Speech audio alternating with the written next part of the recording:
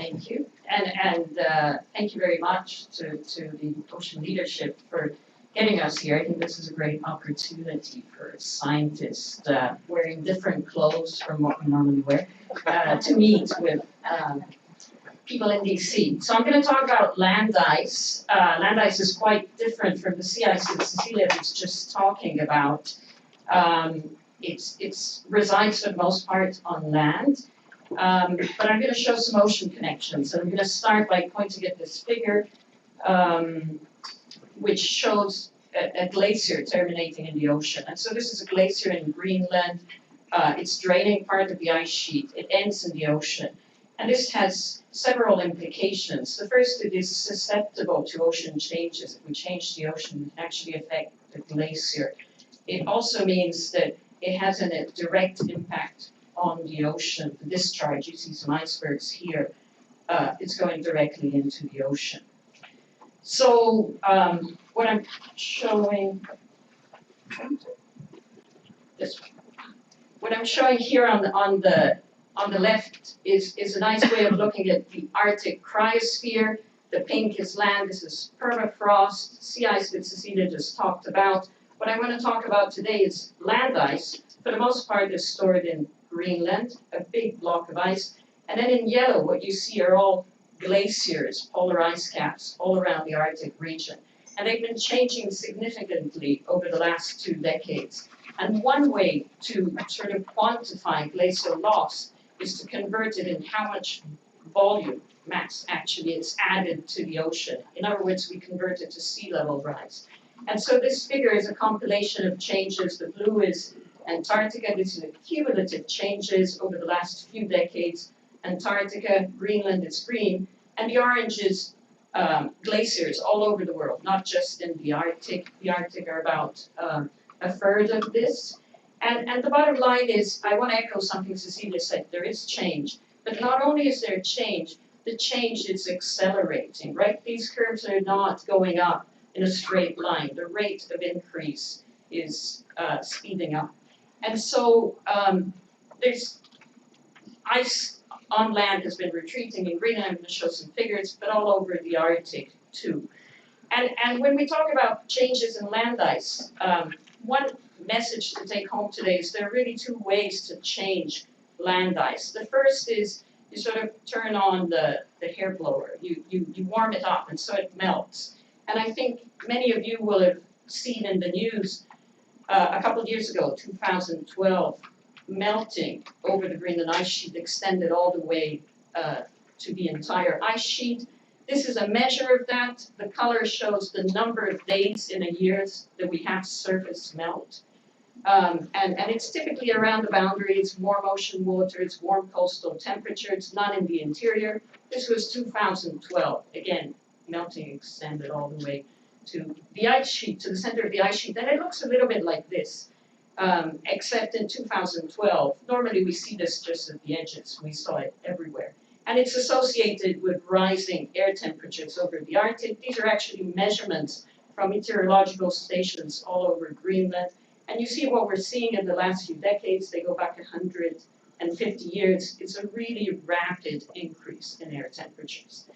So how do we forecast this? Well, I'm going to argue that this is the part that even though there's still large uncertainties, we have some forecasting tools. And these tools essentially consist of regional atmospheric model. We connect them to the large-scale climate models. There's a snowpack coupled to the regional atmospheric model. And so to make a prediction, we ask, what is the future climate scenario? This is one such model. And again, I don't want to focus on the numbers. As always, we have different scenarios, different forcings, but we have a tool.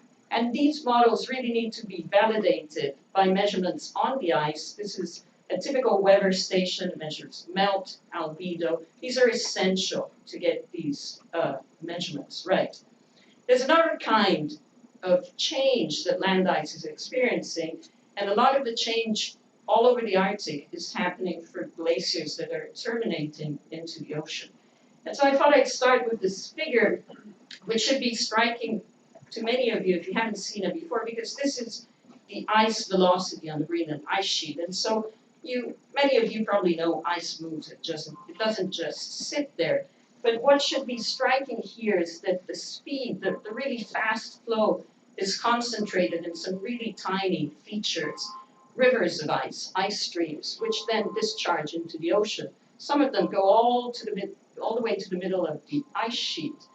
And so what's been happening in Greenland is that these ice streams have sped up.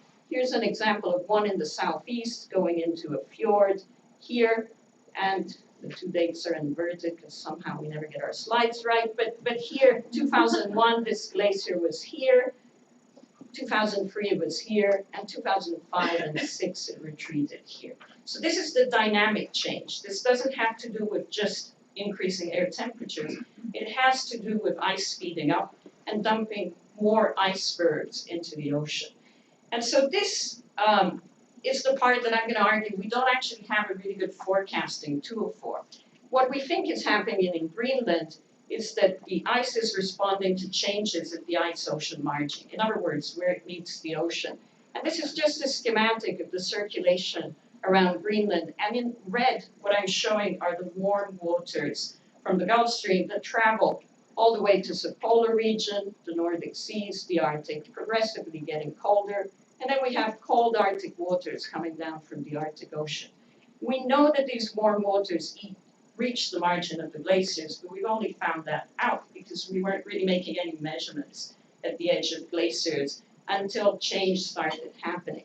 And so what we need to forecast is essentially to wire an ocean model such as this to an ice sheet model. This is one such glacier, high resolution and so on.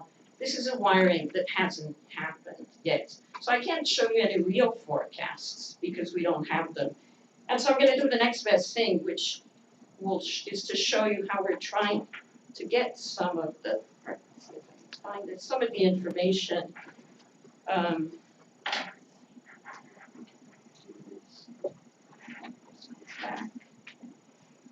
There we go. Okay. So how do we get this in models? Well, we actually need to understand processes such as this. You've all seen big calving events. Here's another one. This is the same glacier I was showing earlier. This is a very dramatic event. It broke off a piece of ice that is maybe half a mile long, 1,800 feet deep. This is the fjord. This is the ocean. I know it doesn't look like the ocean. This is your land ice. And so how do we put this in the models? Well, we really need to understand processes. And there's a lot of words here, and it's, you don't have to read them all, but it's representative of the processes that we need to get at in order to get this information in the models, in order to make a forecast. We need to understand draining of lakes that goes to the bottom of the ice sheet. We need to understand the ice dynamics, plumes that emerge at the surface, calving, the fjord circulation, and we need to do it for different kinds of glaciers. Some terminate abruptly, some have long floating ice tongues, like in Antarctica. So how are we doing this? We're doing it in all the possible ways we can. When we're lucky, we get icebreakers, and we try and get as close to the edge of the ice as we can. When we're not so lucky, we have to settle for less. And but the ice edge is a really dangerous environment, and so you don't actually want to drive any vessel to it, not with any people. So we use a lot of helicopter-based work. We help. We ask marine mammals to help whenever they can. I want to show this just to show you what the on-the-ground work looks like and how we've been adapting existing technologies to make these measurements, as well as developing new ones. And that didn't work. So this is an underwater vehicle. Go. Which is a great tool, right? You can send it off towards the glacier. It's an expensive toy. It can get you great data. There is a really high risk of loss, though. But it's a way of getting measurements without sending a human. Here's an alternative, which is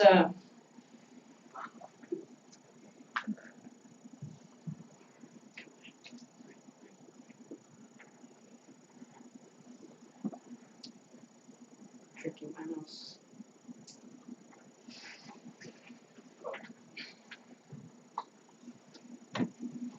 My glasses on.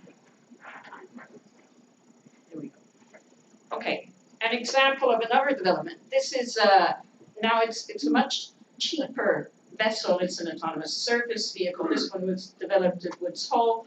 It's actually a motorized kayak built to go out fishing in large lakes if you don't want to paddle all the way out. And if you take the fisherman out, put a computer in, a lot of sensors, you can actually drive it to the edge of the glaciers. And it looks a little bit like a toy, and indeed the graduate students who got to remote control it thought this was the best part of their PhD program. But really it's been instrumental in getting us really close to the ice edge where to make these measurements.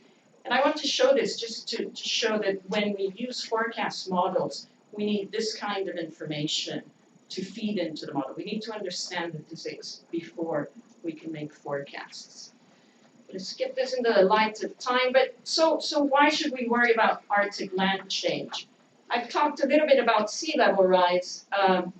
These are measurements, and these are predictions based on Earth system models. Most of these models, there's a fair amount of uncertainty. Most of these models don't have the dynamic ice sheet change, and all of them don't have the possibility of ocean forcing dynamic ice sheet change. We're just not there yet. Changes in Arctic land ice are not only important for sea level rise, there's also a large amount of freshening going on in the waters of the Arctic, and especially the downstream subpolar North Atlantic region. These triangles, we tend to think of the Arctic as fresh because of all the large rivers draining. Here they're shown through triangles, but here you actually see that Greenland is rapidly ramping up to become a major contributor of fresh water to the Arctic, as well as other Arctic glaciers. We have plumes. I mentioned a plume. I don't know if any of you are familiar with this, but I showed there's a lot of surface melt on the top of the ice sheet.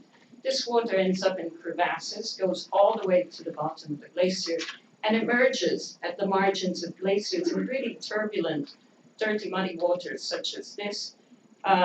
They play a big role in how much melting the ocean can drive, but they are also transporting nutrients, minerals, carbon into the ocean ecosystems.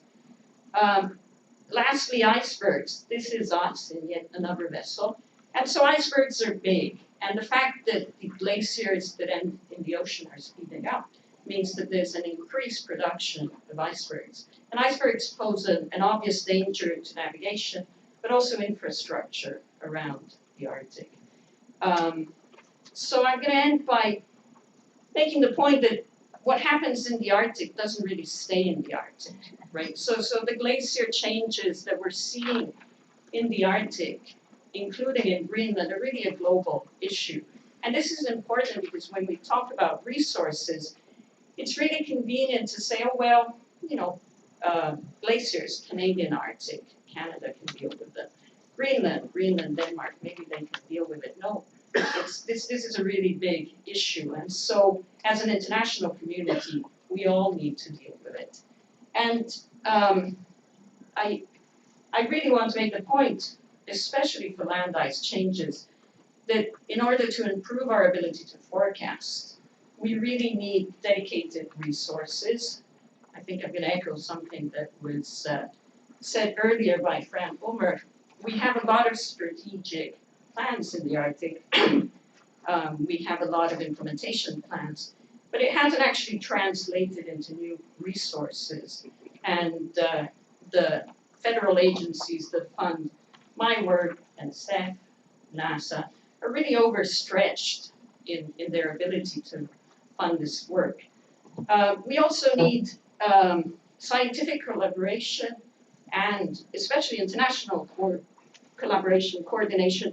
This is a really big problem. We're not going to get at it all alone. The US even won't get at this alone. And so we really need to build a framework to observe changes in the Arctic continuously, and we need to do it collectively.